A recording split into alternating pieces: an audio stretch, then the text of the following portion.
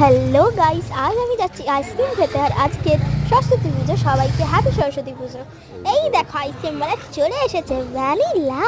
Wow, আমুলটা আমার বেশি ভালো লাগে, এটা আইসক্রিম দাও। এই দেখো আইসক্রিমের ভান্ডার।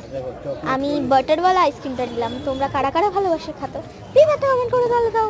বাটারওয়ালা আইসক্রিম, বাটার তো আমার ফেভারিটই, মোটু তো ওই জন্য। এই নাও, আমি খেয়ে নিলাম আইসক্রিম। বাবা চাইছিল একটু আইসক্রিম, দিয়ে দিলাম বাবাকে। ঝটপট খেয়ে আমি চলে যাই ঘরে, গিয়ে আমি ঠাকুরকে দেখিয়ে দিই তোমার সাথে মিলন করে। এই দেখো আমাদের সুন্দর সরস্বতী ঠাকুর আমি বানিয়েছি, ভাবতে পারছো কি নোংরা না?